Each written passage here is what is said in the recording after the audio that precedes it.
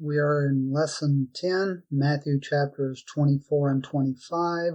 The introductory remarks say, Chapters 24 and 25 speak of God's coming judgment and man's responsibility to get prepared. On the Mount of Olives, Jesus prepares his disciples for the destruction of Jerusalem and delivers three parables about the importance of being alert and faithful when he returns. This section may also have references to the final day of judgment and is best studied alongside Mark 13 and Luke chapter 21. The key places, chapter 24 and verse 1, the temple in Jerusalem. Let me get the slide up there.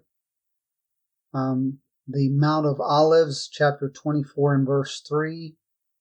And we will note the transition as we go through some of the questions. The Mount of Olives, this is a map. Obviously, the temple is here facing the east. And this is the Mount of Olives here across the Kidron Valley. And chapter 24, verse 16, it mentions Judea and fleeing to the mountains. This is taking us back to the view from the Mount of Olives to Jerusalem. This is the Dome of the Rock, which is there. And then this is a view from the Temple Mount from here looking this way to the east. This is the Mount of Olives over here. And chapter 24, verse 16 says, beginning in verse 15, when you see standing in the holy place the abomination that causes desolation spoken of through Daniel the prophet, let the reader understand, then let those who are in Judea flee to the mountains. This whole area is a mountainous area, as you can see from this topographical map. And so Jerusalem is here, and simply saying, get out of the city and flee into the mountains. Luke chapter 21, verse 20, which he gives us this as a parallel reference. The location there is Jerusalem, and to show the connection with the passages we just read in chapter 24, verses 15 and 16, I'll read Luke chapter 21, verse 20, and the first portion of verse 21. The text says, when you see Jerusalem being surrounded by armies, you will know that the desolation is near. Then let those who are in Judea flee to the mountains. Again, get out of the city and flee into the mountains. So those are parallel texts there, and the focus is on Jerusalem and getting out of Jerusalem and going to the mountains. And so those are the geographical connections, the key places there throughout chapter 24. Question 1 says, what observations and questions prompted the Olivet discourse, the discourse that took place on Mount Olive, and refers to chapter 24, verses 1 through 3. Well, the tone had been set for several chapters, with Jesus' conflicts with the religious leaders going all the way back to chapter 21, verse 23, where the chief priests and elders confronted Jesus and asked him by what authority he was doing these things. Then Jesus' scathing condemnation of the scribes and Pharisees in chapter 23, that we just looked at last week, culminated with verses 37 and 38, and that brought the conflict to a head. And that's right, obviously, at chapter 24 begins in the next verse, but chapter 23, verse 37 and 38 says, Jerusalem, Jerusalem, you who kill the prophets and stone those sent to you, how often I have longed to gather your children together as a hen gathers her chicks under her wings, and you were not willing. Look, your house is left to you desolate. And so the very next verse, chapter 24, verse 1, the disciples called Jesus' attention to the temple to the temple and the buildings of the temple. This was likely an attempt to cause Jesus to reconsider his condemnation of such a magnificent structure which had been devoted to God's glory. And in chapter 24, verse 2, the very next verse, Jesus' response was, "Do you see all these things? Truly I tell you, not one stone here will be left on another. Every one will be thrown down." So Jesus and the disciples then left the city and went down the Kidron Valley and came up the Mount of Olives just east of Jerusalem. In verse 3, we read the immediate prompting of this discourse. It says, "As Jesus was sitting on the Mount of Olives, the disciples came to him privately. 'Tell us,' they said, 'when will this happen, and what will be the sign of your coming and of the end of the age?'" Question number 2 says, what instructions does Jesus give that indicate he is speaking of a localized and escapable judgment? He then gives us 4 passages to consider in answering this question. Chapter 24, verse 16 says, Then let those who are in Judea flee to the mountains. This is referring strictly to the region of Judea, and so this passage clearly indicates a local fulfillment. Chapter 24, verses 19 and 20 says, Woe to those who are pregnant and to those with nursing babies in those days, and pray that your flight may not be in winter or on the Sabbath. This passage indicates that it will be more difficult for some than others, but that escape is possible. This is not something that would be true if this was the final day of judgment. For example, chapter 24, verse 22 says, And unless those days were shortened, no flesh would be saved, but for the elect's sake, those days will be shortened. And so, similar to the previous verse, escaping judgment is indicated by the fact that some flesh will be saved due to the days being shortened. Again, if this was the final judgment, it would be in a single day, and no one would escape the judgment or will escape the judgment. Chapter 24, verse 34 says, Surely I say to you, this generation will by no means pass away till all these things are fulfilled. How does this indicate local judgment and or escapable judgment? According to Vine's dictionary, the word translated generation, and that's where my focus is in this verse.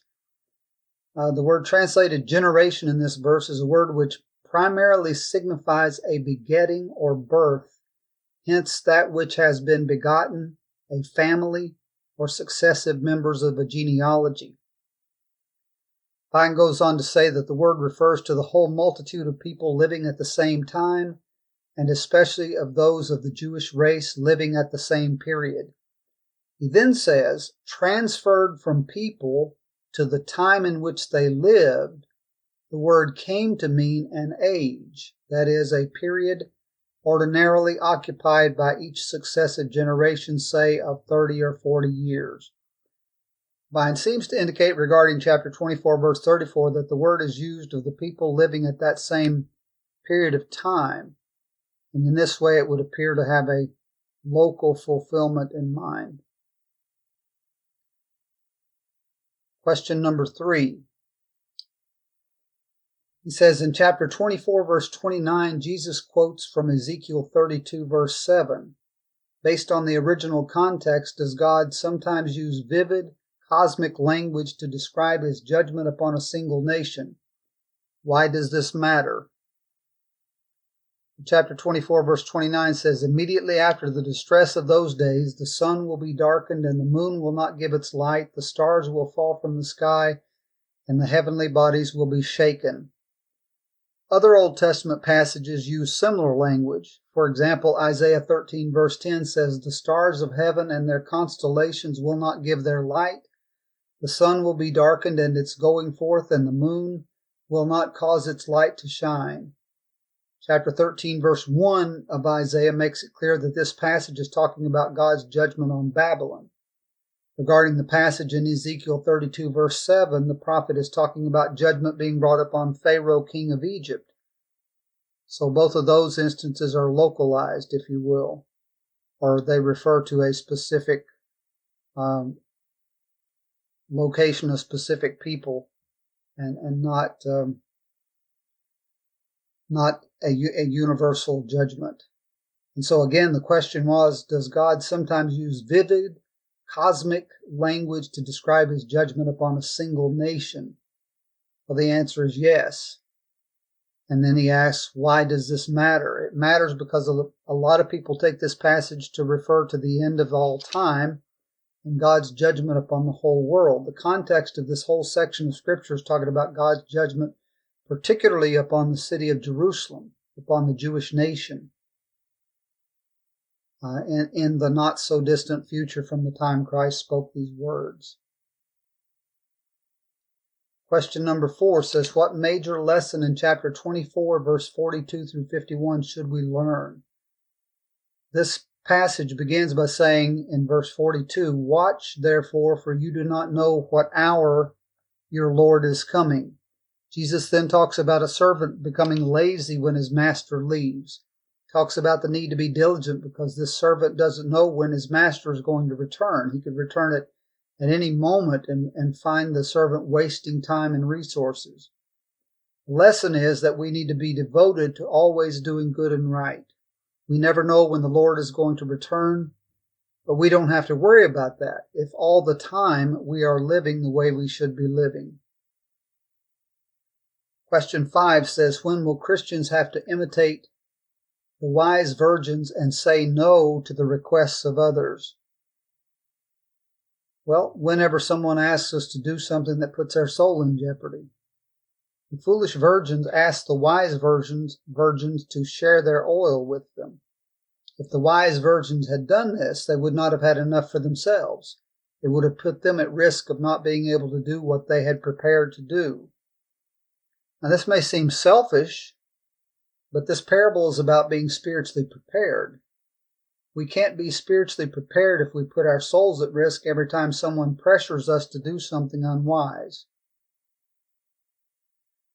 Question 6. In the parable of the talents, what statement of approval is given to the faithful servants in chapter 25, verse 21 and 23? The servant who had received 5 talents and the servant who had received 2 talents both labored for their master according to their ability.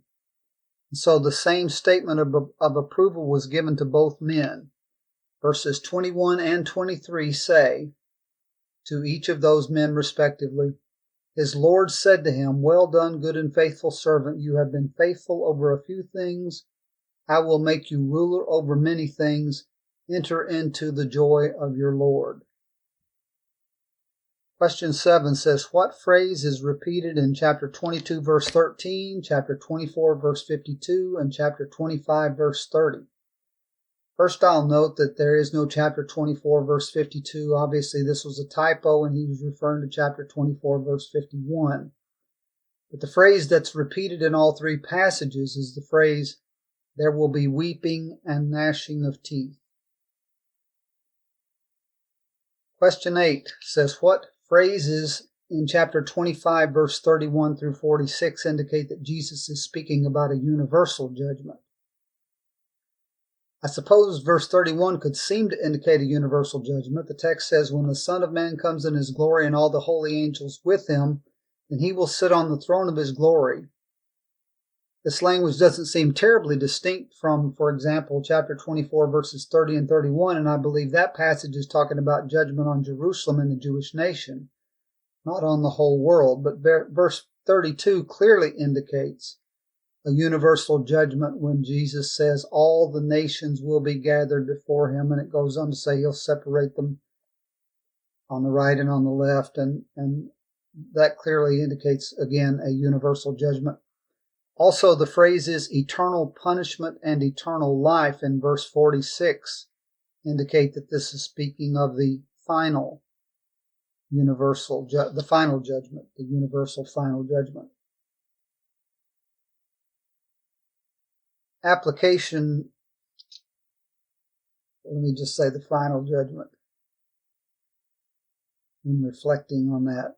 Application 9 says, I admire and will imitate Jesus' example of not placing more value on sentimentality than on doing the will of God. With all the history of Jerusalem and the Jewish people, Jesus was more concerned about their souls than he was about their architecture, their heritage, and their history. Application 10. To better follow Jesus, I will focus on being always ready. Reference chapter 24, verse 42 through 51. I will focus on meeting my responsibilities, the parable of the talents, and I will focus on serving the needs of others. Chapter 25, verses 31 through 46, the judgment reference there, the final judgment. Application 11 says, something I will tell others about Jesus is, he will judge us without partiality based on the choices we have made. Then he tells us to pray for courage and confidence to let your light shine in a dark and perishing world. Pray for Christian friends who will stir you up to be diligent and faithful in serving God.